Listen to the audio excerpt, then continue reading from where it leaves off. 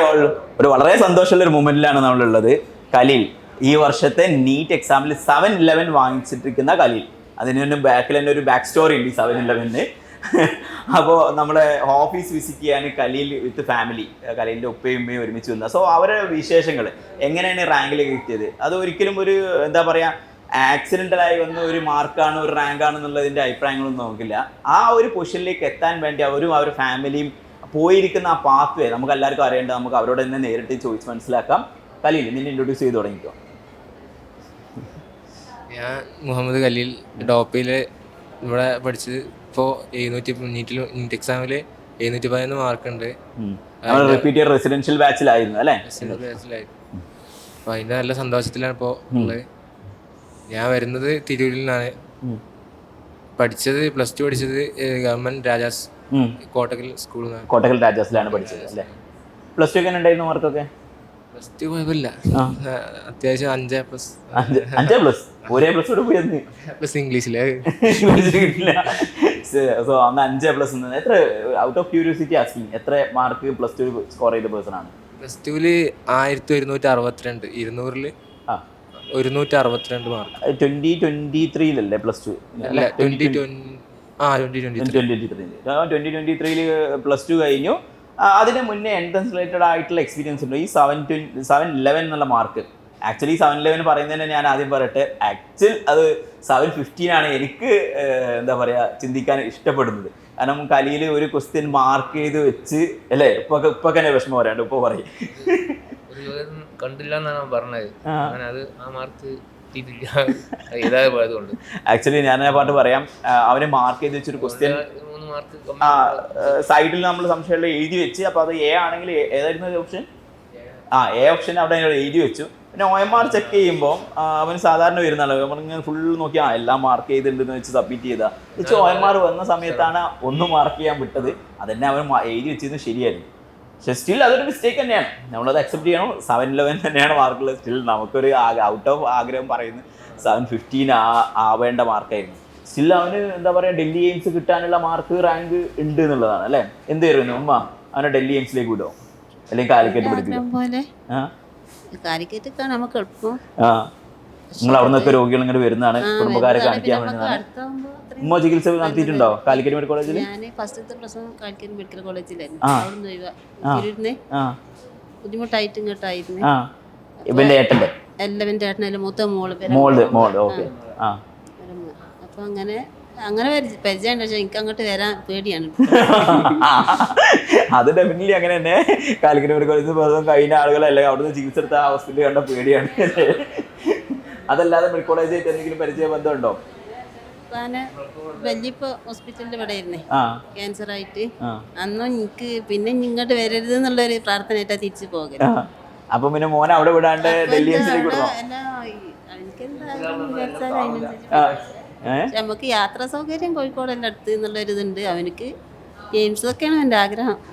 Okay. ഇവന് doctor ഉമ്മക്ക് തന്നെ കുറച്ചുകൂടി പറയാൻ പറ്റും. ഡോക്ടറുടെ ആഗ്രഹം, അവന്റെ ആഗ്രഹം, ഉമ്മന്റെ ആഗ്രഹം, ഉപ്പന്റെ ആഗ്രഹം, അല്ലെങ്കിൽ ഇന്ന് മുതൽ തുടങ്ങി ഇങ്ങനെ ഒരു ആഗ്രഹം? ഇന്ന് മുതൽ തുടങ്ങിയെന്ന് വെച്ചാല് ഞാൻ ആ ഭാഗത്തൊക്കൊന്നും ചിന്തിച്ചിട്ടില്ല.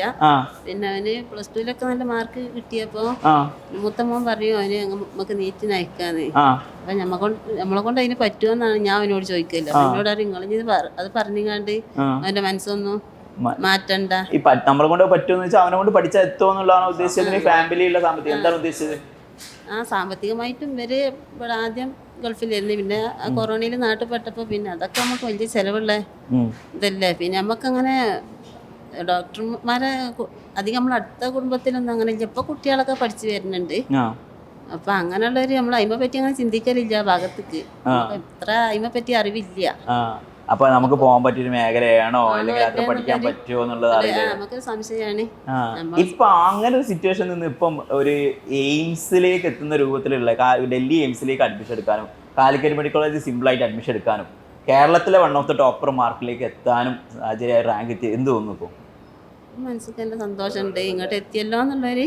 അപ്പൊ നമ്മളെ പോലെ ഒരു വിചാരിച്ചാൽ നമ്മളെ കൂടെ ആളുണ്ടെങ്കിൽ നമ്മളെ കൊണ്ട് അങ്ങോട്ട് എത്തിച്ചേരാൻ പറ്റും എന്നുള്ളൊരു ഓക്കെ. എന്തൊക്കെ കാരണം കൊണ്ടാണ് ഒരു പൊസിഷനിലേക്ക് എത്താൻ പറ്റിയെന്നാണ് നമുക്ക് തോന്നുന്നത്? പറ്റിന്ന് പറഞ്ഞാല് അവൻ തന്നെ തെരഞ്ഞെടുത്തിക്കണ ഡോപ്പ. ക്യാപ്സൂളിൽ ആദ്യം ചേർന്ന് പിന്നെ എനിക്ക് അവൻ പറഞ്ഞു തരും ഡോപ്പേ നല്ലത്, നമുക്ക് അവിടെ ചേരാന്നൊക്കെ പറഞ്ഞിങ്ങാണ്ട്. അപ്പൊ അവന്റെ ഇഷ്ടത്തിനനുസരിച്ച് തന്നെയാണ്. എല്ലാം നമ്മൾ അതിന്റെ മുമ്പ് കേട്ടിട്ടില്ല, എങ്ങനെ അവനറിഞ്ഞെന്ന് എനിക്കറിയില്ല. പിന്നെ അപ്പൊ അങ്ങനൊക്കെയാണ് പിന്നെ ചേർന്നത്. പിന്നെ നമുക്ക് ഇതുകൊണ്ട് പറഞ്ഞാല് സൗകര്യം അടുത്ത് തന്നെയല്ലേ. പിന്നെ അവനക്ക് ഇഷ്ടമായി അന്ന് ഇത് ചേർന്നപ്പോ. പിന്നാണ് ഓഫ്ലൈൻ ആയിട്ട് ചേർന്നത്. അന്ന് ആദ്യം +2 കഴിഞ്ഞപ്പോ പ്ലസ് ടുവിന്റെ ഒരു ജനുവരി ആകുമ്പോൾ നീറ്റിന്റെ ക്രാഷ് ഒരു ഓൺലൈനിൽ ക്യാപ്സ്യൂൾ ഉണ്ടായിരുന്നു. അപ്പോ ഞാൻ യൂട്യൂബിലൂടെ കണ്ടത്. അപ്പൊ ഞാൻ കോണ്ടാക്ട് ചെയ്ത് ക്യാപ്സ്യൂൾ എടുത്ത്. ക്യാപ്സ്യൂൾ എനിക്ക് നല്ല ഇഷ്ടമായി. അത്യാവശ്യം ഒരു സിസ്റ്റമാറ്റിക് ആൻഡ് ഓർഡർലി പഠിക്കുന്ന രൂപത്തിൽ ക്യാപ്സ്യൂൾ ഉണ്ടായിരുന്നു, ചൂസ് ചെയ്തു എന്നുള്ളതാണ്. എക്സാക്ട്ലി കലീലിനെ പോലെ അടിപൊളിയായിട്ട് സ്റ്റുഡൻസിന് ഡോപ്പയിലേക്ക് എത്തുന്നത് എങ്ങനെയാണെന്ന് ചോദിക്കുമ്പോൾ തന്നെ നമുക്കുള്ള മറുപടി അതാണ്. ഒരു സിസ്റ്റമാറ്റിക് ആയിട്ട് സ്റ്റഡി പ്ലാൻ കണ്ട് തിരിച്ചറിയാൻ പറ്റുന്ന സ്റ്റുഡൻസ് എക്സാക്ട്ലി ഡോപ്പയിലേക്ക് വരാറുണ്ട് എന്നുള്ളതിനാണ് നമ്മുടെ ഒരു സന്തോഷമായിട്ട് വരുന്നത്. കലീൽ എങ്ങനെയാണ് അത് തിരിച്ചറിഞ്ഞത്? കാരണം ഓൺലൈനൊക്കെ നോക്കുമ്പോൾ ഒരുപാട് ഓപ്ഷൻസ് ഉണ്ട്. അതിനിടയിൽ ഡോപ്പയിലെ അടിപൊളിയായിട്ടുള്ള ക്യാപ്സ്യൂളിലേക്ക് എങ്ങനെ എത്തി? ഡോപ്പയിൽ വരുമ്പോൾ എനിക്ക് ഞാൻ തോന്നുന്നത് ഫസ്റ്റ് ടൈം ഞാൻ ഡോപ്പ കണ്ടത് ആക്കിഫ് സാറിന്റെ ഫിസിക്സ് ക്ലാസ്സാണ്. അത് എനിക്ക് നല്ല ഇഷ്ടപ്പെട്ട്. അപ്പോ പിന്നെ ആ ടൈമിൽ +2ന്റെ കൂടെ ആയിരുന്നു. അപ്പോൾ എന്തായാലും നീറ്റ് ഞാൻ +2 ട്യൂഷന് പോയിട്ടില്ല. അപ്പോൾ ബോർഡ് എക്സാം എടുക്കുമ്പോൾ ട്യൂഷന് പോകാത്തത് നമുക്കൊരു തോട്ടുണ്ട്. അപ്പോൾ രണ്ടും ആവും, നീറ്റ് എക്സാമും ആവും, രണ്ടും ബോർഡിന്റെ ഇതും കൂടി രണ്ടിനും നല്ലതാന്ന് ചോദിച്ചുകൊണ്ട് അപ്പോൾ നീറ്റ് ക്രാഷിന് കയറുന്നു. ക്യാപ്സ്യൂളിൽ കോൺടാക്ട് ചെയ്ത് ഓൺലൈൻ ആകുമ്പോൾ നമുക്ക് വീട്ടിൽ നിന്ന് സൗകര്യത്തോടെ പഠിക്കുകയും ചെയ്യാം. +2 ക്ലാസ്സിലൊക്കെ എത്ര സ്ഥാനം, സ്കൂളിലൊക്കെ എത്ര സ്ഥാനം നിൽക്കുന്ന എങ്ങനെ ആളായിരുന്നു? സ്കൂൾ അങ്ങനൊന്നുമില്ല, കുഴപ്പമില്ല. ആൺകുട്ടികളുടെ ഇടയിൽ ഞാൻ സ്കൂൾ ടോപ്പർ അങ്ങനൊന്നുമല്ല. അല്ല, ബാച്ചിലർ ടോപ്പർ അങ്ങനെ ഒന്നല്ല. അപ്പോൾ ഡെഫിനറ്റ്ലി ഒരു കേരള ടോപ്പർ ആക്കി എത്തുന്ന ആള് +2 കോട്ടക്കലിലെ തന്നെ രാജാസിലെ സ്കൂളിലെ ടോപ്പർ ആയിരിക്കുന്ന പേഴ്സൺ അങ്ങനെ ഒന്നുമില്ല. 10ാം ക്ലാസ്സിൽ എങ്ങനെയൊക്കെയായിരുന്നു? പിന്നെ എല്ലാവരും കിട്ടുന്നതാണല്ലോ അല്ലേ അത്. പക്ഷെ സ്റ്റിൽ എങ്ങനെയായിരുന്നു ക്ലാസ്സിലെ പെർഫോമൻസ്? ഞാൻ പറഞ്ഞത് എങ്ങനെ ബാക്ക്ഗ്രൗണ്ട് വന്നത്? ക്ലാസ്സിലെ തന്നെ ടീച്ചർമാരുടെ കണ്ണിലുണ്ണി ടോപ്പർ കുട്ടി? ടീച്ചർമാരുടെ കണ്ണിലുണ്ണി ഒന്നുമില്ല, പക്ഷെ ടീച്ചർമാരെല്ലാവരും നല്ല കമ്പനി. പണ്ടേ ഞാൻ അങ്ങനെ ടീച്ചർമാരായിട്ട് കമ്പനി ആകും. പിന്നെ എല്ലാവരായിട്ടും ഞാൻ ചെക്കന്മാരായിട്ടും അങ്ങനെ എല്ലാവരും കമ്പനിയാവും. +2 ടീച്ചർമാരും എൻ്റെ കോണ്ടാക്ട്സിൽ ഞാൻ കോണ്ടാക്ട് ഒന്നും ചെയ്യില്ല. എന്ത് പറഞ്ഞു? നല്ല റാങ്ക് കിട്ടിയപ്പോൾ ടീച്ചേഴ്സ് ഒക്കെ എന്ത് പറഞ്ഞു? ടീച്ചേഴ്സ് നല്ല ഫിസിക്സ് കെമിസ്ട്രി അവിടെ നിന്നായിരിക്കുമല്ലോ അല്ലേ? ഫിസിക്സ് അവിടെ ആരാ പേരെടുത്ത് പറയാനുണ്ടാ? സരിത ടീച്ചർ ഫിസിക്സിന്റെ ആപ്പിളും കോണ്ടാക്ട് ചെയ്യില്ല. അപ്പൊ എന്നും നല്ല നല്ല കമ്പനിയാണ്. റംഗീല ടീച്ചർ പിന്നെ 10ാം ക്ലാസ്സിലെ കെമിസ്ട്രി. പിന്നെ സ്കൂളിൽ +2 ടീച്ചർമാരാണ് എനിക്ക്. മാത്സിന്റെ ടീച്ചർ, മാത്സ് വരെ എല്ലാ അടിപൊളി. ഒരു ബേസ് ഒക്കെ കിട്ടിയെന്ന് പറയാം. പിന്നെ മാത്സിന്റെ ടീച്ചർ. പിന്നെ എന്റെ ക്ലാസ് ടീച്ചറായിരുന്ന ബോട്ടണിന്റെ ലക്ഷ്മി ടീച്ചറുണ്ട്. അപ്പൊ അവരൊക്കെയാണ് ബയോളജി ഒക്കെ ശരിക്കും ഇഷ്ടപ്പെടാൻ കാരണമായിട്ടുള്ളത്. ശരിക്കും ബയോളജി എനിക്കും പറയുകയാണെങ്കിൽ +2 സമയത്ത് ഏറ്റവും ഇഷ്ടം ഒരു എഞ്ചിനീയർ ആയി പോകണം എന്നുള്ളതായിട്ട്. എൻ്റെ +2 ബോട്ടണി ആൻഡ് സുവോളജി ടീച്ചേഴ്സാണ് എന്നെ ഒരു മെഡിക്കൽ ഫീൽഡിലേക്ക് തള്ളിയിട്ടെന്ന് പറഞ്ഞു. അതിനാണ് കുറച്ചുകൂടി പറയാൻ നല്ലത് +1 +2 മാത്സ് ടീച്ചേഴ്സാണ് മെഡിക്കൽ ഫീൽഡിലേക്ക് തള്ളിയിട്ട് വേണം പറയാൻ വേണ്ടിയിട്ട്. അപ്പോൾ അങ്ങനെയാണ് നമുക്കൊരു ഇൻട്രസ്റ്റുകൾ വരാറുള്ളത്. ഈ 10ാം ക്ലാസ്സിലെ ടീച്ചറിന്റെ പേര് ഇപ്പം തന്നെ പറഞ്ഞല്ലോ അല്ലേ? എന്തായിരുന്നു? ടീച്ചർ നല്ല ഇഷ്ടമാണ്. ക്ലാസ്സിൽ നമ്മള് മീറ്റിങ്ങിനൊക്കെ ചെല്ലുമ്പോ നല്ല എല്ലാ മക്കളോടും നല്ല സ്നേഹത്തിലാണ് ടീച്ചർ. ഇപ്പോഴും വിളിക്കും ടീച്ചർ. നല്ല പഠിക്കും, നല്ല കുട്ടിയാണെന്ന് പറഞ്ഞു അല്ലേ? നല്ല കുട്ടിയാണ് അവന്. പുറത്തേക്ക് നല്ല കുട്ടിയാണ്, വീട്ടില് കുറച്ച് അത് പറയാ. എന്താ പുറത്ത് നല്ല കുട്ടിയാണ്, വീട്ടിലെന്താ കുട്ടിയാണ്, വീട്ടില് പുലിക്കുട്ടിയാണ്. എന്താ ഉണ്ടായിരുന്നത്? എന്താ വീട്ടിൽ എന്ത് പ്രശ്നം ഉണ്ടാക്കുമോ? പ്രശ്നമൊന്നും ഉണ്ടാക്കൂല. പക്ഷെ എന്തെങ്കിലും പറഞ്ഞാൽ നമുക്ക് അവൻ വിട്ടു തരൂല. നമ്മള് പറഞ്ഞതാണ് സമ്മതിക്കൂല, അവൻ പറഞ്ഞാൽ നമ്മൾ സമ്മതിക്കണം. സ്വഭാവം. ഒരു എക്സാമ്പിൾ പറയാം, എന്താ ഉണ്ടായത്?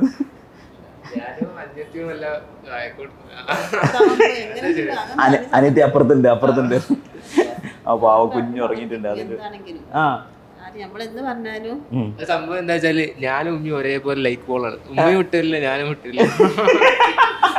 അതൊരു വിധം പിള്ളേരും ഉമ്മ അങ്ങനെ തന്നെയാണല്ലോ അല്ലേ? ഒരേ പോള് കച്ചറുണ്ടാക്കും. ഉപ്പ ഇടപെടേണ്ടി വരുമോ? നമ്മൾ ആ ഫീൽഡിലേക്ക് എല്ലാം ഉപ്പനോട് ചോദിക്കാനുള്ളത് എങ്ങനെയാണ് കുട്ടികളെ പഠനവും സാധനങ്ങളൊക്കെ കൊണ്ടുപോകുന്നത്? നിങ്ങളാണോ നോക്കിയിരുന്നത്, ഉമ്മാണോ? നമ്മളിവിടെ കുറച്ച് കാലം വിദേശത്ത് എവിടെ വർക്ക് ചെയ്തിരുന്നത്? സൗദി. എന്താ വർക്കൊക്കെ എന്തായിരുന്നു? കടകളുണ്ടായിരുന്നു, ഷോപ്പിൽ നിൽക്കുന്ന ഒരാളെ കടയിൽ നിന്നും ചെയ്തിരുന്നു. അങ്ങനെയായിട്ട് ഞാൻ അവിടെ തന്നെ ആയിരുന്നു 10-21 കൊല്ലം.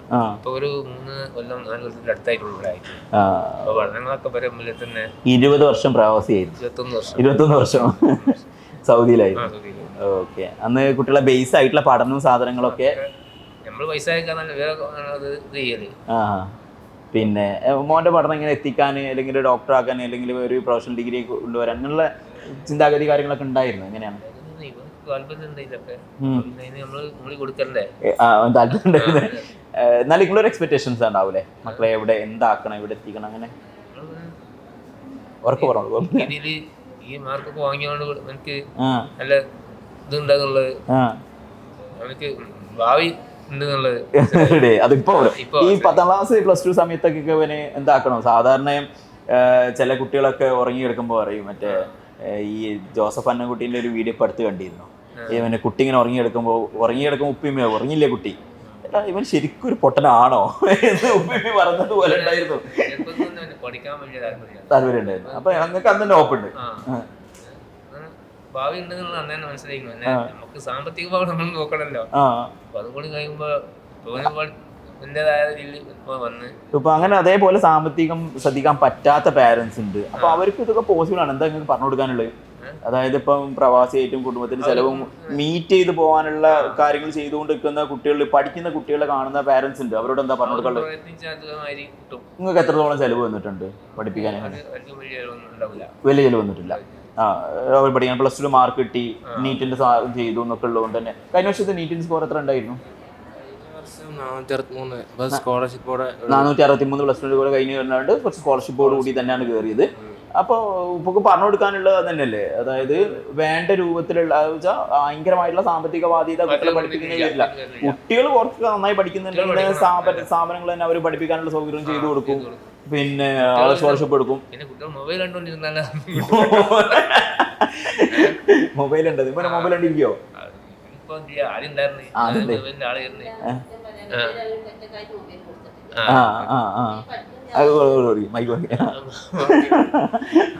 ഇതുവരെ എനിക്ക് ഒറ്റക്കായിട്ടേ മൊബൈല് ഇതുവരെ വാങ്ങി കൊടുത്തിട്ടില്ല. ഞാനും ഒരു മൊബൈൽ യൂസ് ചെയ്യാം. നിങ്ങൾ രണ്ടാളും കൂടി? ഞങ്ങൾ രണ്ടാളും. അതാണ് നേരത്തെ പറഞ്ഞ മെയിൻ കാരണം ഉണ്ടാവുമല്ലേ.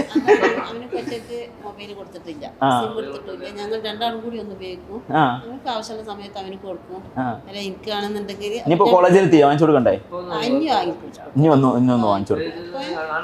മൊബൈൽ ഇപ്പൊ അവനക്ക് മനസ്സിലായില്ല. മൊബൈലായിട്ട് ഇരുന്നാല് കുട്ടികൾക്ക് മൊബൈൽ അനിയത്തി ഉണ്ട്, അനിയത്തിക്ക് വാങ്ങിച്ചു കൊടുക്കോ? എന്താണ് +2 കഴിഞ്ഞാൽ എനിക്കും കിട്ടൂല. കുറച്ചൊക്കെ ആയിട്ട് മാത്രം വാങ്ങിക്കൊടുക്കാന്നല്ല, വാങ്ങിക്കൊടുക്കുന്നവരോട് ഞാൻ പറയും, മോളൊക്കെ പറയും എന്റെ കൂടെയുള്ള കുട്ടികൾക്കൊക്കെ മൊബൈലുണ്ട്, എനിക്ക് എന്നാലും തരൂലെന്നറിയും. ഞാൻ ആവശ്യത്തിന് സ്കൂളിന്റെ ആവശ്യത്തിന് കൊടുക്കും, പിന്നെ പഠിക്കാനുള്ള ആവശ്യത്തിനൊക്കെ കൊടുക്കാന്നല്ലാതെ സ്വന്തമായിട്ട് മറ്റൊരു കൊടുത്തിട്ടില്ല. അതുപോലെ തന്നെ ഞാൻ അവർക്കും കൊടുക്കും. നല്ലൊരു തീരുമാനം. ചെറിയ കുട്ടികൾ ഇപ്പൊ എന്നെ നോക്കണം, ഫുഡ് കൊടുക്കണമെങ്കിൽ എന്തായാലും മൊബൈൽ കൊടുക്കണം, അപ്പോഴാണ് ഫുഡ് കൂടെ കൊടുക്കാൻ പറ്റുള്ളൂ എന്നുള്ളതാണ്. അപ്പോൾ നമ്മൾ നേരത്തെ പറഞ്ഞു നിർത്തിയില്ല. അപ്പോൾ ഏതായാലും അത്ര എക്സ്പെൻസ്. ഇനി അങ്ങോട്ടുള്ള എക്സ്പെൻസ് നിങ്ങൾ എങ്ങനെ കാണുന്നത് എന്ന് അറിയാൻ വേണ്ടി എൻ്റെ പാർട്ടിന് ഞാൻ ചോദിക്കാം. ഇനി അങ്ങോട്ടുള്ള പഠന എക്സ്പെൻസ് എത്ര ആവും? ഇനി ഒരു ഡോക്ടറായി ഫുൾ പഠിച്ചിട്ട് ഇപ്പം എൻട്രൻസ് കഴിഞ്ഞിട്ടുള്ളൂ, ഇനി പഠിക്കാണ്ട്.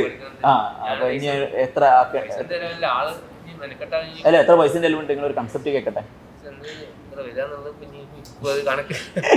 എന്നാലും ഒരു അപ്രോക്സിമേറ്റ്ലി അവനെ ഇപ്പോൾ ഒരു 5 വർഷം പഠിപ്പിക്കാൻ നിങ്ങൾക്ക് എത്ര ചെലവ്? നിങ്ങൾ അറിയുന്ന പറഞ്ഞോ, നിങ്ങൾക്ക് അറിയുന്നത് വിചാരിച്ച് പറഞ്ഞാൽ മതി. ഞാൻ അത് കേൾക്കാനോ അല്ലെങ്കിൽ അതിന്റെ താഴെയുള്ള എമൗണ്ട് നിങ്ങൾ അങ്ങനെ വിചാരിക്കുന്നത് ഞാൻ പഠിപ്പിക്കാൻ അത്യാവശ്യം അത്ര ചെലവ് വേണ്ടി വരും. എന്നാലും MBBS പഠിക്കാൻ ഏകദേശം ഒരു 10, എന്നാലും ഒരു 5 ലക്ഷം രൂപ ചെലവ് വരും. ചുരുങ്ങിയതാവുന്നാണ് വിചാരം. ഞാൻ പറഞ്ഞിട്ട് ഒന്നും ആവില്ല. അതായത് അവന് 25,000 രൂപ ഫീസ് കൊടുക്കേണ്ടത്. ആ ഫീസ് കൊടുക്കേണ്ടതിന് തന്നെ 25,000 രൂപയും ഹോസ്റ്റലിൽ ഫീസ് 35,000 രൂപ നിങ്ങൾ സ്കോളർഷിപ്പ് കിട്ടും. ഇനി പല സംഘടനകളും എത്ര ടോപ്പ് മാർക്ക് വാങ്ങിച്ചതാണ് പല സംഘടനകൾക്ക് പല വിദ്യാഭ്യാസ സ്കോളർഷിപ്പുകളുണ്ട്. നിങ്ങൾക്ക് റിയലി സ്കോളർഷിപ്പ് കിട്ടേണ്ട ഫാമിലി തന്നെയാണ്. അപ്പോൾ അങ്ങനെയുള്ള സ്കോളർഷിപ്പുകളും കിട്ടുമ്പോൾ അവന്റെ പഠനവും ബാക്കിയുള്ള പുസ്തകം വാങ്ങിക്കാനുള്ള കാശടക്കം കിട്ടും. ഇനിയിപ്പോൾ അവനെ അറിയാണ്ട രൂപത്തിൽ അവന് വാങ്ങി വരണ്ട, വേറെ ചിലവൊന്നുമില്ല. അവിടെ അനാട്ടമിന്റെ ബുക്ക് വാങ്ങിക്കാൻ കാശാണെന്ന് എക്സ്ട്രാ ഒന്നും വാങ്ങിക്കേണ്ടൊന്നും വരില്ല. ഇനിയിപ്പം ഡോപ്പയിലിനെ പഠിച്ചുകൊണ്ട് നമ്മുടെ ഇപ്പം PG കോച്ചിങ്ങും അവന്റെ പഠനത്തിന് മെറ്റീരിയലും ഉണ്ട്. നമുക്ക് തന്നെ MBBSന്റെ പല മെറ്റീരിയലും അവന് പഠിക്കാനുള്ള മെറ്റീരിയൽ നമുക്ക് കൊടുക്കാനും പറ്റും. സെസ്കോപ്പ് അവന് സമ്മാനമായിട്ട് കിട്ടും. അങ്ങനെ നോക്കുകയാണെങ്കിൽ നിങ്ങൾക്ക് വേറെ ചിലവൊന്നും വെക്കണ്ട. ഇനി വല്ല ചിലവ് നിങ്ങൾക്ക് ആവശ്യമുണ്ടെങ്കിൽ ഒന്നും അവനോട് ചോദിച്ചാൽ മതി. പ്രോത്സാഹനം മാത്രമല്ല, അവനോട് വേണമെങ്കിൽ ഇത് ചിലവ് ഇങ്ങോട്ട് വാങ്ങിക്കാന്നുണ്ട്. മോൾക്ക് അത്യാവശ്യമുള്ള പഠനത്തിന്റെ കുറച്ച് കാര്യങ്ങളൊക്കെ അവന് ചെയ്യാൻ പറ്റിയ രൂപത്തിലേക്ക് കൊണ്ടുവരാൻ പറ്റും എന്നുള്ളതാണ്.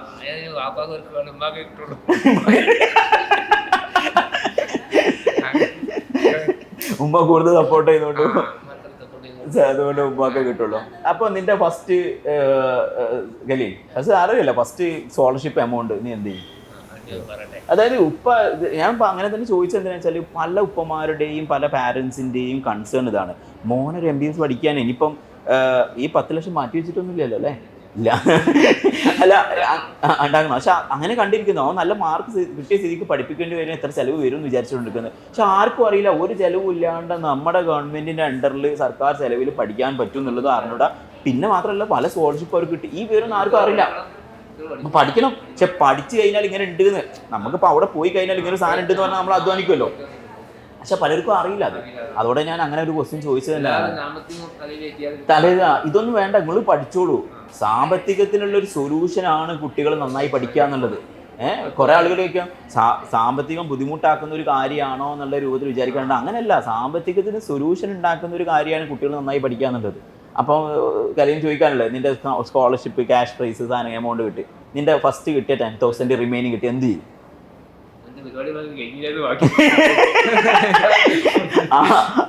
എന്ത് ചെയ്യും? ആ മൊബൈൽ വാങ്ങിച്ചു, എന്ത് ചെയ്യും? എല്ലാം വാങ്ങിച്ചു കിട്ടോ? അല്ല, എല്ലാം വാങ്ങിച്ചു കഴിഞ്ഞാൽ എന്തൊക്കെയാണ് എല്ലാം ബൈക്ക് വാങ്ങാന്നല്ലേ? ലൈസൻസ് ഉണ്ടാ? അത് ലൈസൻസ് എടുക്കണ്ട, എന്നിട്ട് ബൈക്ക് വാങ്ങുന്നതിനെ കുറിച്ച് അങ്ങനെ പറ്റുള്ളൂടാ. കാർ വരെ പഠിച്ചു വെച്ചിട്ടുണ്ട്. ആ നേരത്തെ ഒഴിവാക്കിയ ആ ക്വസ്റ്റ്യൻ ഇല്ലേ, അത് ഇടണമെങ്കിൽ ഞാനത് കംപ്ലീറ്റ് ആക്കുന്നില്ല. കാറൊക്കെ ആയിരുന്നു ഞാൻ പറയുന്നത്.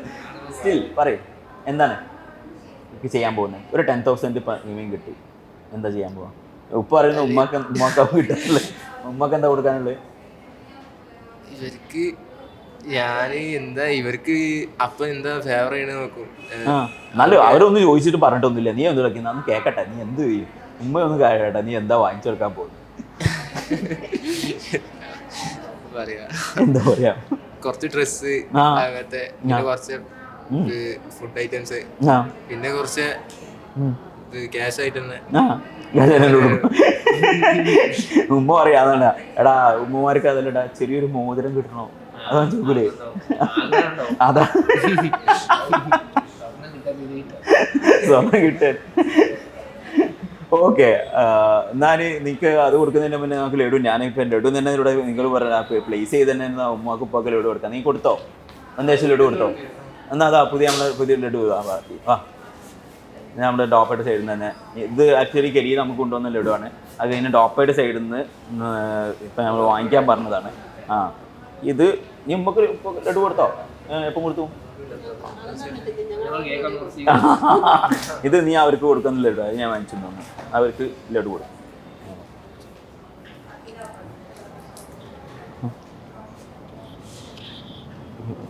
കൈ കൊടുക്കുന്നു, വാങ്ങ കൊടുക്കേ.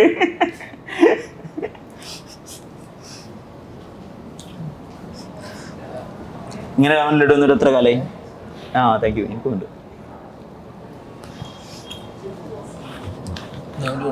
പെങ്ങൾ കൊടുത്തോ? ഇനി അങ്ങോട്ടുള്ള പഠനത്തിലൊക്കെ അവന് ഇതൊരു ശരിക്കും ഒരു കടമ്പയാണ്. കഴിഞ്ഞിട്ട് പഠിക്കാനുണ്ട്, പക്ഷെ നമുക്കൊരു സേഫർ സോണിലാണ്. ഫാമിലിൻ്റെ കാര്യങ്ങൾ എത്തിക്കാൻ പറ്റും. ഇപ്പോൾ മോസ്റ്റ്ലി ഇപ്പം നാട്ടിൽ നിന്നൊക്കെ ആർക്കും മെഡിക്കൽ കോളേജിൽ ചികിത്സയ്ക്ക് വേണ്ടി ആളുകൾ എത്താറുണ്ട്. അവർക്കുള്ള ഹെൽപ്പുകൾ ചെയ്തു കൊടുക്കാൻ പറ്റും അല്ലേ? പിന്നെ എന്താണ് അവനെ ഡോക്ടറാക്കിയിട്ട് നാട്ടിൽ നിങ്ങൾ എന്താണ് കാണുന്നത്? എന്തിൻ്റെ ഡോക്ടറായി കാണാനാ? ചിലപ്പോൾ അതൊക്കെ മാറുമോ? ഇനി 5 വർഷത്തെ പഠനത്തിൻ്റെ ഇൻട്രസ്റ്റ് മാറും. എന്നാലും നമ്മളെ ആഗ്രഹങ്ങൾ ഉണ്ടാവില്ല. എന്തിൻ്റെ ഡോക്ടറായി കാണാനാണ് നിങ്ങൾ താല്പര്യം? പറഞ്ഞോ നമ്മൾ പറയാനോടില്ല. ഞാനെപ്പോഴും പറയാനോട് ഇങ്ങനെ പഠിക്കണതാവുമ്പോൾ പഠിച്ച് നല്ല രീതിയിലെത്തിയിട്ട് ഇതേപോലെ പഠിക്കാൻ കഴിവുണ്ടായിങ്ങാണ്ട് പൈസ കൊണ്ട് പറ്റാത്ത കുട്ടികളെ സഹായിക്കാനുള്ളൊരു ഇത് കണ്ടെത്തണം, എത്തിക്കണം, നല്ല ഇതിലെത്തിക്കണം ഓരോരോ. പിന്നെ അവരവരെ ഇതിനനുസരിച്ച് അറിയാത്തവർ നാട്ടിൻപുറത്ത് കുറേ ആൾക്കാരുണ്ടാവും. അതിനെപ്പറ്റി ഇതുപോലെ തന്നെ എങ്ങോട്ടാ തുടങ്ങണ്ടീന്ന് അറിയാത്ത, എവിടെ വെച്ചാൽ തുടങ്ങേണ്ടി +2 കഴിഞ്ഞതിന് ശേഷം പിന്നെ എന്താ ചെയ്യേണ്ടിന്ന് അറിയാത്തവരുണ്ടാവും. അപ്പം അങ്ങനത്തെവരെ സഹായിക്കാൻ മുൻഗണന എടുത്തുകൊണ്ട് എന്തെങ്കിലുമൊക്കെ ഒരു ഇത് ചെയ്തു കൊടുക്കണം. അല്ല എന്തിന്റെ ഡോക്ടർ ആവണമെന്നൊന്നും ഞാൻ അങ്ങനെ ഡോക്ടറായി കാണാനാ താല്പര്യം? വീടിനോ നാടിനോ മൊത്തത്തിൽ ഒരു സഹായം ചെയ്യുന്ന ഒരു ഡോക്ടർ ആവണം. അങ്ങനത്തെ ഒരു ഡോക്ടറായി തീരാനുള്ളൊരു ആഗ്രഹം, എല്ലാ സപ്പോർട്ടും അതിന് വേണ്ടിയിട്ട് കൊടുക്കണം എന്നുള്ളതാണ്. പിന്നെ ഓക്കെ, അവന് പഠിച്ചുകൊണ്ട് പോകുന്ന സമയത്ത് നമുക്ക് ഇനി എൻ്റെ പഠന കാര്യത്തിൽ കൂടി ഡിസ്കസ് ചെയ്യാം. പഠിച്ചുകൊണ്ട് പോകുന്ന സമയത്ത് എന്തെല്ലാം ബുദ്ധിമുട്ടുകൾ ഫേസ് ചെയ്തിട്ടുണ്ട്? ബുദ്ധിമുട്ടുകൾ പറഞ്ഞാല് അവന് ആദ്യം ഒന്നും പറയില്ല. അപ്പൊ ഇന്നിപ്പോ എന്തെങ്കിലും ആവശ്യമുണ്ടെങ്കിൽ ഇന്ന് നേരം വെളുത്ത് സ്കൂൾക്കൊക്കെ പോകാൻ നേരത്തെ പറയുള്ളൂ, തലേന്നൊന്നും പറയില്ല. അപ്പൊ അങ്ങനെ പെട്ടെന്ന് പറയുമ്പോൾ നമുക്കൊരു ബുദ്ധിമുട്ടാണ്. അപ്പൊ അങ്ങനെ ആകുമ്പോൾ ഞാൻ പറയാൻ ആദ്യം പറഞ്ഞൂടെ എന്നൊക്കെ പറയുമ്പോ ആദ്യം പറഞ്ഞിട്ട് ഇപ്പൊ എന്താന്ന് അറിയും. സ്കൂളിൽ പോകുന്ന അങ്ങനത്തെ റിലേറ്റഡ് കാര്യം. ഇപ്പം സ്കൂളൊക്കെ കഴിഞ്ഞിപ്പം റിപ്പീറ്റിങ്ങിനാണ് ജോയിൻ ചെയ്ത് ഇപ്പോൾ ഡോപ്പയിൽ ഹോസ്റ്റലിൽ നിന്ന് പഠിക്കുകയായിരുന്നു. ഈ പഠനത്തിന്റെ ഇടയിൽ ബുദ്ധിമുട്ട് അല്ലെങ്കിൽ അയ്യോ പഠിച്ചിട്ടാവുന്നില്ല അങ്ങനത്തെ വിഷമങ്ങളൊക്കെ പറയാറുണ്ടോ? അല്ലെങ്കിൽ എങ്ങനെയാണ് ഉണ്ടായിരുന്നത് ഈ ഒരു കഴിഞ്ഞ ഒരു കൊല്ലം? ഞാൻ അവനോട് വിളിക്കുമ്പോ ചോദിക്കും, ചോറുന്ന ഉറങ്ങിയ എന്തമ്മങ്ങൾ അങ്ങനെ പറഞ്ഞ ചോറുന്നാനും ഉറങ്ങാനും നിങ്ങളും കൂടെ പറഞ്ഞയച്ചിക്കണെന്ന് ചോദിക്കും. ഇത് മാത്രം ഉമ്മ ചോദിക്കുന്നുള്ളൂ എന്നല്ലേ? അല്ലാണ്ട് ഉമ്മ അല്ലാതെ ഞാൻ വീട്ടിലത്തെ കാര്യങ്ങളൊന്നും അവനോട് അങ്ങനെ പറയില്ല. എന്തോ നല്ലതും സന്തോഷമുള്ളതും പറയില്ല, സങ്കടമുള്ള ഒന്നും പറയില്ല, എല്ലാം മറിച്ച് വെക്കലാണ്. അതൊരു ഭയങ്കര കാര്യമാണ്. കാരണം ഒരു പഠിക്കാൻ വേണ്ടി മാറി നിൽക്കുന്ന കുട്ടികളാണ്. ഇപ്പൊ ഉമ്മന്റെ വിവരം എന്ന് പറഞ്ഞു കഴിഞ്ഞാൽ അതൊക്കെയാണ് പാരന്റ്സിന്റെ എഡ്യൂക്കേഷനിക്ക് പ്രത്യേകിച്ച് എടുത്ത് പറയാനുണ്ട്. കാരണം വീട്ടിൽ നിന്ന് എവരി കാര്യങ്ങൾ ഇങ്ങനെ റിപ്പോർട്ട് ചെയ്ത് കുട്ടികൾ ഓരോ നോക്കുന്നുണ്ട്. അപ്പോൾ ഉമ്മ ചോദിക്കുന്നത് ആ ഫുഡ് കഴിച്ചോ ഉറങ്ങിയോ ചോദിക്കുന്നത് സംസാരിക്കാൻ വേണ്ടി മാത്രമല്ല, ഇപ്പൊ ഫുഡ് കഴിക്കാൻ ഉറങ്ങുകയും ചെയ്തിട്ടുണ്ടാവും അറിയാം. എല്ലാവരും പറയും. അപ്പൊ എന്നോട് എന്താ പറയല്, ഇവിടെ ഉറങ്ങാതിരിക്കാൻ അയക്കൂലമ്മ, ഇവിടെ 12 മണിയായി പിന്നെ നമ്മൾ ഉറങ്ങണം, ഇവിടെ നിർബന്ധമാണ് അത്, അപ്പൊ എനിക്ക് ഉറങ്ങാതിരിക്കാൻ പറ്റൂല എന്നാ എന്നോട് പറയല്. ഡോപ്പയിൽ ഉറങ്ങുന്നത് നിർബന്ധമാക്കിയിട്ടുണ്ടായിരുന്നു. അല്ല മിനിമം ടൈം ആശിഷ് സാർ അങ്ങനെ തന്നെ പറയാറുണ്ട്, ഉറങ്ങാണ്ട് ഹെൽത്ത് ഇല്ല, മിനിമം ടൈം എന്തായാലും മസ്റ്റായിട്ട് ഉറങ്ങണം. അപ്പൊ അവൻ പറയും ഞാൻ എനിക്കൊരു സമാധാനം ആയിക്കോട്ടെ എന്ന് വിചാരിച്ചിട്ടായിരിക്കും. പിന്നെ ഞാൻ വീഡിയോയിൽ കണ്ടവന് ഒരു ദിവസം ഫുള്ള് ഉറങ്ങാത്തതുണ്ട് എന്നൊക്കെ പറഞ്ഞു. അപ്പൊ ഞാൻ എന്നോട് ചോദിക്കും, ജി ഉറങ്ങിയ ഫുഡ് ഇതിന് രണ്ടിനും എന്നോട് പറഞ്ഞയച്ചിരിക്കണത് അത് രണ്ടും ചെയ്താൽ മാത്രം പോരെന്ന് പറഞ്ഞു. ഇപ്പൊ കണ്ടപ്പോഴൊക്കെ എനിക്ക് സങ്കടം. വേറെന്താ ബാക്കി പഠന റിലേറ്റഡ് ആയിട്ടുള്ള ഇപ്പൊ അതിൽ കൂടുതൽ ഇടപെടാറില്ല എന്ന് പറഞ്ഞു. എന്നാലും വിഷമങ്ങൾ പറഞ്ഞിട്ടുണ്ടോ? അവർക്ക് പഠിച്ചെത്തുന്നില്ല, എനിക്ക് പേടിയുണ്ട്, അങ്ങനത്തെ സാധനങ്ങൾ എന്തെങ്കിലും പറഞ്ഞിട്ടുണ്ടായിരുന്നു? പറയാറുള്ള ആളാണോ? എങ്ങനെയാ? പക്ഷെ അവന്റെ കാര്യങ്ങള് നല്ല കാര്യങ്ങൾ ഒരാളോട് പറഞ്ഞത് അവനക്ക് ഇഷ്ടമല്ല. നിങ്ങൾ എന്തിനാ അങ്ങനൊക്കെ പറയണേ എന്നൊക്കെ പറയും. ഒരാളെ റിസൾട്ട് ചോദിക്കാൻ പാടില്ല അവനക്ക്. പിന്നെ ഒരാളെ കാര്യങ്ങൾ പഠിക്കുന്നതിനെ പറ്റി അവന്റെ കൂടെ പഠിക്കുന്ന കുട്ടികൾക്കൊന്നും അവന് നിങ്ങളൊന്നും ചോദിക്കരുത്, ആരോടും ചോദിക്കരുത് ഞാൻ പറയും. ഓക്കെ. കലയിൽ എന്തൊക്കെ കാര്യങ്ങൾ ഭയങ്കര ഹെൽപ്ഫുൾ ആയി തോന്നിയിട്ടാണ്? പലതുണ്ടോ? ഫാമിലി റിലേറ്റഡ് പ്രഷേഴ്സ് ഉണ്ടാവും, ലൈക്ക് കാര്യങ്ങളൊക്കെ ഉണ്ടാവും. എന്തൊക്കെ കാര്യങ്ങൾ കുറച്ചുകൂടെ ഭയങ്കര ഫാമിലിയിൽ നിന്ന് ഭയങ്കര സപ്പോർട്ടിങ് ആയി തോന്നിയ കാര്യങ്ങളുണ്ട്? കാക്കനെ എടുത്ത് പറയേണ്ടതുണ്ട് അല്ലേ? കാക്കയാണ് ഡിസൈഡ് ചെയ്തിരിക്കുന്നത്. ഇങ്ങോട്ട് പറഞ്ഞ എല്ലാ സപ്പോർട്ടും വന്ന് ഇതാക്കിയത്. അപ്പോൾ അവരെ ഉറക്കെ പറഞ്ഞു. അപ്പോൾ എന്താ പറയാ, അവരോട് നല്ല ക്യാമറ അവിടെ മൈൻഡ് ചെയ്യണ്ട. അത് പറഞ്ഞു കഴിഞ്ഞാൽ നമുക്ക് കുറെ സംസാരിക്കാൻ ബുദ്ധിമുട്ടാവും. നീ പറയാം. അപ്പോ അങ്ങനെ പിന്നെ ഫാമിലി എല്ലാവരും നല്ല സപ്പോർട്ടുണ്ട്. ഫാമിലി എല്ലാവരും നമ്മളറിയണം. പിന്നെ എന്റെ ചങ്ങായിമാര് എല്ലാരും നല്ല സപ്പോർട്ട്. ഞാൻ അറിഞ്ഞ എന്റെ സ്കൂൾ പഠിച്ചവരും എന്റെ നാട്ടിലുള്ളവരും എല്ലാരും അതെങ്ങനെ ഒരു വർഷത്തെ റിപ്പീറ്റിങ്ങിനിടെ അവരെങ്ങനെ സപ്പോർട്ട് ചെയ്തു? അല്ല, ഞാൻ റിപ്പീറ്റിന് ഇപ്പൊ മാസം ഞാൻ ഇവിടുന്ന് പോവാറുണ്ട്. മാസം വീട്ടിൽ തന്നെ പോവാറുണ്ട്. ഫ്രണ്ട്സിന്റെ കൂടെ ഫ്രണ്ട്സ് വിളിക്കും, ചെയ്യും. അവരെന്ത് പറയാ സമയത്ത്? ശേഷം പിന്നെ +2 ആരൊക്കെ പേരെടുത്ത് പറയേണ്ട ഫ്രണ്ട്സ് ആരെങ്കിലും ഉണ്ടോ? പേരെടുത്ത് പറയേണ്ടത് അദ്വൈത്ത്, സൽമാന്, അവരൊക്കെ എന്നും കോണ്ടാക്ട് ഉണ്ട്. അവരാണ് മോട്ടിവേഷൻസ് നന്നായി തരും. നീ ചെയ്യടാ, ഞങ്ങള് ബാക്കിലുണ്ട്, അല്ല മോസ്റ്റ്ലി അങ്ങനെ തന്നെയാണ്. ചിലപ്പോൾ ഫ്രണ്ട്സ് പറയും നീ വലിയ പഠിപ്പി, നീ ഇങ്ങനെ പോയിക്കോ എന്ന് പറഞ്ഞ് നമ്മളെ ഡെസ്പ് ആക്കുന്ന ഫ്രണ്ട്സ് ഉണ്ടാവാറുണ്ട്. എല്ലാതും ഉണ്ടാവും. ഇവരെ നന്നായി സപ്പോർട്ട് ചെയ്തിട്ടുണ്ട് എന്നുള്ളതാണ് അല്ലേ. പിന്നെ ഇവിടെ പഠിക്കാൻ ഇവിടെ നിന്ന് സപ്പോർട്ട് ചെയ്താൽ ആരൊക്കെ ഉണ്ടായിരുന്നു? ഇവിടെ എന്നാല് അങ്ങനെ പേര് പറഞ്ഞു തുടങ്ങിയാൽ നിർത്തൂല, എല്ലാരും നല്ല സപ്പോർട്ടാണ്. അതായത് ഒരുപാട് പേരുണ്ട്. ഇതിപ്പോ അർഷദ് പറയുമ്പോ ഇത് തൊട്ടടുത്ത് നിന്നാണ്. അപ്പൊ എന്നെ ഏറ്റവും കൂടുതൽ സഹായിച്ചവനാ. അതിപ്പോ ഒരു ഫാക്കൽറ്റിക്ക് ചെയ്യാൻ പറ്റുന്നതിനെക്കാൾ മാക്സിമം നല്ല മാർക്ക് ഉണ്ടല്ലോ അല്ലേ? അർഷദ് എഴുതൂറുണ്ട്. 700 വാങ്ങിച്ചിട്ടുണ്ട്. എന്ത് സംശയം ഉണ്ടെങ്കിലും ഞാൻ ആദ്യം പോകില്ല അവൻ്റെ അടുത്താ. അത് നമ്മളെ എപ്പോ സംശയം ഉണ്ടെങ്കിലും അപ്പൊ ഞാൻ പോകും. അപ്പൊ അവന് അപ്പൊ തന്നെ സ്പോട്ടിൽ പറഞ്ഞു. അവന് അങ്ങനത്തെ ഒന്നുമില്ല. നമ്മള് ചോദിച്ചാൽ നല്ല കോപ്പറേറ്റീവ് ആയിരുന്നു. ഞാൻ കണ്ടു തന്നെയാണ്. ഈവൺ അവസാനം പിള്ളേര് ഒരു എന്താ പറയാ അവരോട് പറ്റുവെച്ച സമയത്ത് എല്ലാവരും നല്ല മാർക്കിൽ എത്തിക്കഴിഞ്ഞാല് KFC NFC വാങ്ങിച്ചിരാന്ന് പറഞ്ഞ സമയത്ത് ഞാനത് ലാസ്റ്റിലേക്ക് വാങ്ങിച്ച് നിർബന്ധമായിട്ടും ചെയ്തു കൊടുക്കണ്ടെന്ന് തോന്നി വാങ്ങിച്ചു കൊടുക്കാനുള്ള കാരണം അതാണ്. കുട്ടികൾ നല്ല കോപ്പറേറ്റീവ് ആയിരുന്നു. ഇൻ ബിറ്റ്വീൻ അങ്ങനെ ഉണ്ടായിരുന്നു അല്ലേ? തുടങ്ങിയ സമയത്തൊക്കെ എന്തായിരുന്നു? തുടങ്ങിയ സമയത്ത് കോപ്പറേറ്റീവ്, അത് തുടങ്ങിയ സമയത്ത് എൻ്റെ ഹോസ്റ്റലിൽ വേറെ ഹോസ്റ്റലിൽ പോയി. ഇപ്പോൾ ലാസ്റ്റ് വെച്ച് വേറെ കുറച്ച് ആൾക്കാരായിരുന്നു. അപ്പോൾ റൂംമേറ്റ്സ്. അപ്പോൾ അവര് നല്ല തുടക്കത്തിൽ ഒരു എന്താ പറയാ ഒരു വേറൊരു ഇതായിരുന്നു. പ്ലസ് 2 നിന്നുള്ള ട്രാൻസിഷൻ ഒരു രസം, അങ്ങനത്തെ കുറച്ച് മൊബൈൽ ഉപയോഗിക്കുന്ന ആളുകളൊക്കെ ഉണ്ടായിരുന്നു. അവരൊക്കെ പതുക്കെ നമ്മൾ പുറത്താക്കേണ്ടി വന്നിട്ടുണ്ട് അല്ലേ? പിന്നെ എൻ്റെ ശേഷം തോന്നുന്നു, എനിക്ക് തോന്നുന്നു അതിലൊക്കെ ശേഷമാണ് കുറച്ചുകൂടി പിള്ളേർ കുറച്ചൊരു സീരിയസ് ആയി പഠനത്തിലേക്കും ബാക്കി കാര്യത്തിലേക്ക് നിന്നത്. കുറച്ച് സീരിയസ് ആയിട്ട് പിന്നെ കുറച്ചങ്ങനെ അതിൻ്റെ ശേഷം പിന്നെ എൻ്റെ അടുത്തിരിക്കുന്ന അനിരുദ്ധ് അവനൊക്കെ വരുമ്പോ അവന് കൃത്യമായിട്ട് ഫോളോ ചെയ്ത് പോകണതാണ് ഇത് ടോപ്പനത് എന്നെ കാട്ടി. ഞാൻ ഫോളോ ചെയ്യണം, പക്ഷെ എന്നെ കാട്ടി ഇതിലുള്ള നമ്മളിപ്പോ അവൻ എത്ര 620 അങ്ങനത്താണ്. അപ്പൊ അവനൊക്കെ ഞാനിപ്പോ ഇപ്പൊ എനിക്ക് സ്കോർ പറയുമ്പോ ഞങ്ങള് ഇങ്ങനെ എത്ര തെറ്റി ചടച്ചി അങ്ങനെ അവനതിനെക്കാട്ടി ഒരുപാട് തെറ്റിയിരിക്കുന്നുണ്ടാവും. പക്ഷെ അവന് നമ്മളെ മോട്ടിവേറ്റ് അങ്ങനെ ഇരുത്തിരിക്കണം നല്ല സഹായിച്ചു. അടിപൊളിയായിട്ട് കൊണ്ടുപോകാൻ ആരെയും നമ്മുടെ എടുത്തു പറയാനുള്ള ഫാക്കൽറ്റീസ് പറയുമ്പോൾ അസഫ് സാറ്, കെമിസ്ട്രിക്ക് നല്ല അടിപൊളി. എല്ലാ ഫാക്കൽറ്റിയും നല്ല നമ്മളെ കോപ്പറേറ്റ് ചെയ്യണം. നമ്മളിത് ഡൗട്ട് ഇപ്പോൾ ക്ലാസ് എടുത്തു കഴിഞ്ഞാൽ നമ്മളെല്ലാവരും ഇന്റർവെല്ലിനായാലും അപ്പോൾ സാറിൻ്റെ അടുത്ത് പോയി ഒക്കെ ചോദിക്കും. എല്ലാ സാറുമാരും, അനൂപ് സാറായാലും ഇപ്പൊ മുനീബ് സാറായാലും പിന്നെ എന്താ പറയാ ഉനൈസ് സാറ്, പിന്നെ ജയദീപ് സാറ്, അങ്ങനെ എല്ലാ സാറുമാരും എല്ലാ സാറുമാരും നമ്മള് നല്ല ഇതായിട്ടുണ്ട്. എന്നാലും ഒരു എല്ലാവർക്കും ഒരു ഫേവറേറ്റ് ടീച്ചർ ഉണ്ടാവും. അപ്പൊ ഇതിൽ പറഞ്ഞ ആൾക്കാരൊക്കെ ഉണ്ടാവും. ഒരു favourite teacher, single favourite teacher select ചെയ്യാൻ പറഞ്ഞ ആര് പറയും? ബാക്കിയുള്ള സ്റ്റിൽ നീ പറ. എന്നാലും ഒന്ന് ഫേവറേറ്റ്. ഇപ്പൊ റാങ്ക് കൊടുക്കുമ്പോ ഒരാൾക്കല്ല 1ാം റാങ്ക് കൊടുക്കുക. ഇപ്പൊ കുറെ ആൾക്കാർ 1ാം റാങ്ക് കൊടുത്തിട്ട് വേറെ കാര്യമോ. എന്നാലും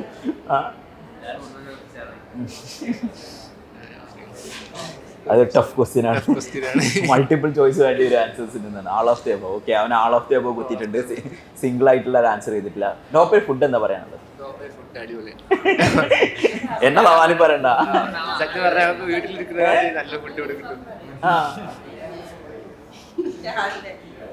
ചിലപ്പോ എനിക്ക് മടിയാണ്. അവനോട് അറിയും ഞാൻ ഡോപ്പിക്ക് തന്നെ പോവാണ്, എനിക്ക് അവിടെ തന്നെ നല്ലത്, അവിടെയാണ് നല്ല ഫുഡ് കിട്ടുക. അപ്പൊ ഞാൻ ഡോപ്പി തമ്മ നല്ല അമ്മയാണെന്ന് അറിയും അവനോട്. അപ്പൊ അങ്ങനെ തന്നെ പറയാം. അപ്പൊ അല്ല, ഞാൻ അങ്ങനെ സ്പെഷ്യലായിട്ട് ക്വസ്റ്റ്യൻ ചോദിക്കുന്നത് നമുക്ക് ഏറ്റവും കൂടുതൽ ബുദ്ധിമുട്ടുണ്ടാക്കുന്നതും, അതായത് പഠിക്കുന്ന സമയമാണ്, കുട്ടികൾക്ക് പല മൂഡുണ്ടാവും. ഓരോ ദിവസം ഒരു ബിരിയാണി തിന്നാന്ന് തോന്നുന്നു, പ്രത്യേകിച്ച് മന്തി അല്ലേ. ഇവരെ മന്തി ഓരോ ദിവസം ഇവരെ ക്യാമ്പസിലേക്ക് പോയി. അപ്പോൾ അവിടെ ഒരു സജഷൻ ബോക്സ് ഉണ്ടാവും അല്ലേ. സജഷൻ ബോക്സിൽ ഇങ്ങനെ കുറേ സാധനങ്ങൾ ഇട്ടിട്ടുണ്ടായിരുന്നു. അപ്പോൾ ഞാൻ എടുത്ത് നോക്കി. അപ്പോൾ ഇന്ന് കുറേ സാധനം വന്നപ്പോൾ കുലുങ്ങിയിട്ട് കുറേ ഉണ്ട്. അപ്പോൾ ഓരോന്നും എടുത്ത് നോക്കിയപ്പോൾ എല്ലാത്തിലും സാർ മന്തി, സാർ ഇന്ന് മന്തി തരുമോ, സാർ അടുത്ത ആഴ്ച മന്തി ആകുമോ, ഫുള്ള് മന്തി മാത്രം. സജഷൻസ് എന്ന് ക്വസ്റ്റ്യൻസ് ചെയ്യുന്നത്, ബാക്കി കാര്യങ്ങൾ സജഷൻ, അത് പഠന റിലേറ്റഡ് സജഷൻസ് ബോക്സാണ്. മാത്രമല്ല അപ്പം ബാച്ച് സ്റ്റാർട്ട് ചെയ്തിട്ടുണ്ട്. അപ്പോൾ പാരൻസിൻ്റെ അടുത്ത് ഏറ്റവും കൂടുതൽ കേൾക്കുന്ന അറിയാം ഫുഡ്. രാവിലെ തന്നെ ചിലപ്പം ചപ്പാത്തി കൊടുക്കാൻ പറ്റുമോ, അല്ലെ രാത്രി. എന്നാലും ഫുഡ് റിലേറ്റഡ് എന്തൊക്കെ ബുദ്ധിമുട്ടൊന്നും ഉണ്ട്? ഒരു ബുദ്ധിമുട്ടില്ല. ഞാൻ സ്പെഷ്യലി പ്രോംപ്റ്റ് ചെയ്ത് ചോദിക്കുന്നത് തന്നെയാണ്. കാരണം എല്ലാവരും സജഷൻസ്, കാരണം ഡിഫറെന്റ് ആയ ഫുഡ് എക്സ്പെക്ട് ചെയ്ത് വരുന്ന ആളുണ്ട്. ഈ സമയത്ത് ഫുഡ് അല്ല എക്സ്പെക്ട് ചെയ്യുന്നത്, സ്റ്റിൽ നിങ്ങൾക്ക് ഫുഡ് റിലേറ്റ് ആയ ബുദ്ധിമുട്ടൊന്നുമില്ല, വളരെ നല്ല ഫുഡ് ആയിട്ട് അതന്നെ. ഞാൻ എന്താ പറയാ, ഒരു സ്പോണ്ടേനിയസ് ആയിട്ടുള്ള പ്രീ പ്ലാൻഡ് എല്ലാവരും ഇത് ചോദിച്ച ക്വസ്റ്റ്യൻ തന്നെ അവിടെ അടുത്ത് ജെന്യൂൻ ആയിട്ട് ഒപ്പീനിയൻ കിട്ടാൻ വേണ്ടിട്ട് ഉമ്മയും സാക്ഷ്യപ്പെടുത്തിയിട്ടുണ്ട് ഡോപ്പില്. അപ്പൊ ഞാൻ നാട്ടിൽ പോകുമ്പോ തന്നെ പറയും ഫ്രണ്ട്സിനോടൊക്കെ, എടാ ഇവിടത്തേക്കാളും വെച്ചാടാ അവിടെ. അല്ല, ഞങ്ങൾ അത് എക്സ്പെക്ട് ചെയ്യുന്നത്, ഞങ്ങളും കുറെ അടിപൊളിയായിട്ട് കൊടുക്കുന്നില്ല. ചില ആളുകൾ വ്യത്യാസം ഉണ്ടാവാറുണ്ട്. ചില ആളുകൾക്ക് എന്താ വെച്ചാൽ വീട്ടിൽ നിന്ന് അങ്ങനെ ശീലിച്ച് വന്ന ആളുകളുണ്ടാവും. അപ്പോൾ നമ്മൾ ആക്ച്വലി ഇവിടെ ഫുഡ് കഴിക്കാനോ ബിരിയാണി കഴിക്കാനോ മന്തി കഴിക്കാനോ വന്ന ആളുകളല്ല പഠിക്കാൻ.